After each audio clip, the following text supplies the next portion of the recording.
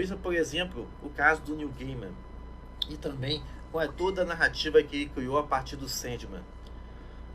O Neil Gaiman hoje é um escritor de vários romances, romances infantis, romances adultos, mas mesmo que ele não tivesse escrito nada mais, nenhum romance, apenas por ter criado as histórias de Sandman, o lugar dele na literatura e na cultura humana já estaria assegurado. Principalmente que são ideias expressadas aí nos Perpétuos.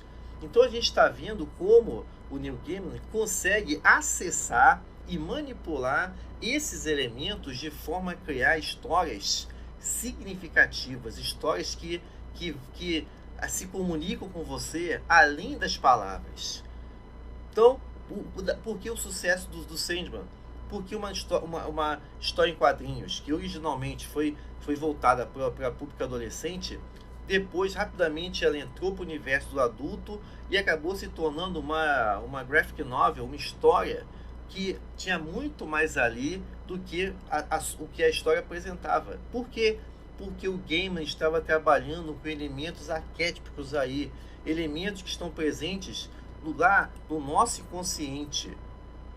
Então, quando ele está mostrando, ele está falando da morte, quando ele está falando do sonho, quando ele está falando do destino, do desespero, do desejo, de delírio e tudo mais, a gente vê disso, da destruição.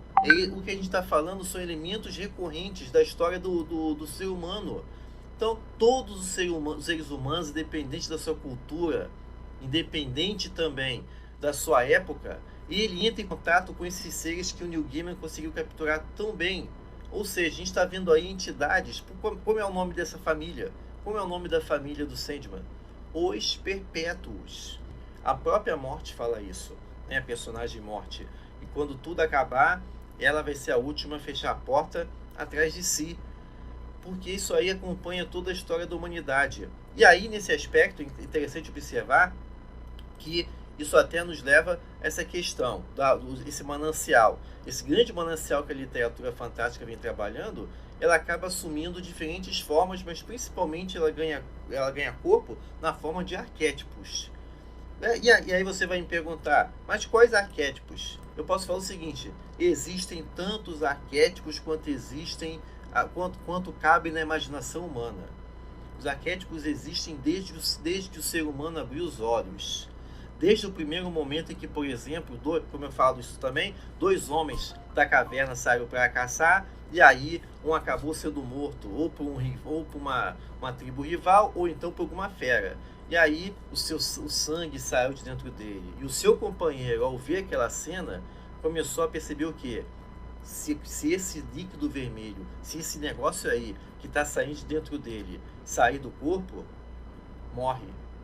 Então eu tenho que manter isso dentro de mim. E com o passar disso, isso não foi apenas esse homem da caverna que morreu, que o sangue saiu dentro dele. Outro saiu. Então, em diversos lugares, o ser humano primitivo teve a mesma conclusão. Eu preciso manter esse sangue. Sangue, então, sangue é vida. E com o tempo, o sangue acabou se tornando o quê? O vermelho do sangue acabou associado a perigo, acabou sendo associado a emoções fortes, seja tanto o amor quanto também a raiva, visto que nos dois casos, nosso corpo, nosso rosto fica avermelhado. Então, com o tempo, por conta dessa experiência em comum vivida pelo ser humano em diferentes lugares, é que, no caso aí, a cor vermelha se tornou uma cor arquétipica, já evocando determinados comportamentos, determinadas reações. Então, hoje, quando você para no semáforo porque o sinal ficou vermelho, é porque você aprendeu na escola que vermelho, pare. Mas também porque, na verdade, você está se comunicando com um conhecimento que já está aí dentro de você. Já está aí desde dentro que vem passando por gerações. Ou seja, a gente está falando do que o próprio Jung chamou do inconsciente coletivo.